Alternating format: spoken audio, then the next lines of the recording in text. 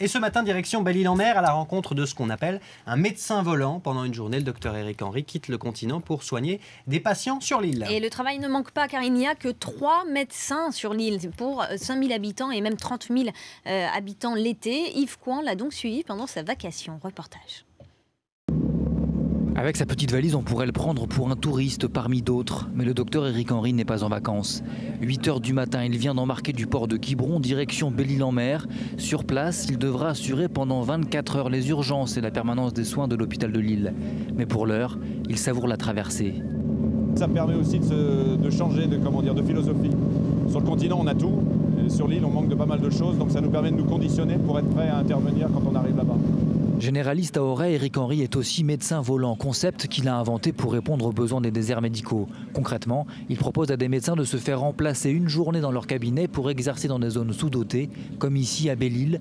5000 résidents l'hiver, 30 000 l'été et aujourd'hui seulement 3 médecins sur place. Ouais, salut Eric Henry à Belle-Île-en-Mer, vous venez de m'appeler. Pas encore à terre et déjà un appel de l'hôpital, une personne âgée souffrante amenée par les pompiers. Attention à combien ? Oh là là. Tu leur dis qu'ils posent une perf et qu'on ait au moins une perf. Le docteur coordonne une vingtaine de médecins volants volontaires comme lui pour se relayer sur l'île. Coût de la vacation financé par l'assurance maladie, 1050 € pour 24 heures, intense à chaque fois. La journée débute par la visite des lits. Ce matin, 7 patients l'attendent. Les infirmières aussi soulagées de voir arriver le médecin. Parce que nous, on ne peut rien faire au niveau infirmier sans prescription médicale. Donc, quand les urgences arrivent, oui, des fois, ça peut être angoissant quand on n'a pas de médecin.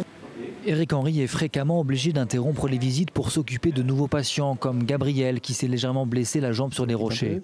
Rien de grave, mais il faut recoudre.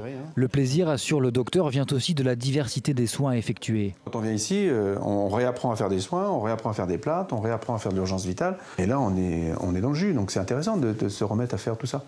Testé depuis avril, le système ne fait toutefois pas l'unanimité. Le turnover des médecins est jugé problématique pour le suivi des patients. Cette solution a eu son intérêt, mais elle a aussi ses limites. On a eu l'impression d'assister à la mise en place d'une médecine un peu humanitaire où on viendrait comme ça en secours d'une population en difficulté. Ce qui est un petit peu le cas, on était en difficulté par manque de médecins. Et donc notre souhait véritable, c'est de trouver une stabilité de l'offre de soins. L'élu compte sur la signature prochaine d'un contrat local de sécurité pour encourager 2 médecins à s'installer. En attendant, faute de candidats, l'expérimentation devrait se poursuivre. Eric Henry enchaîne les consultations et s'apprête à passer une longue nuit. Après un bébé souffrant d'une otite, un hameçon à extraire du doigt d'un pêcheur. Et pour cela aussi, il a fallu réapprendre. Tout sur votre hameçon. Il n'avait plus pratiqué cette technique depuis 20 ans lors de ses études. Ce soir, c'est la 4e fois en 2 semaines.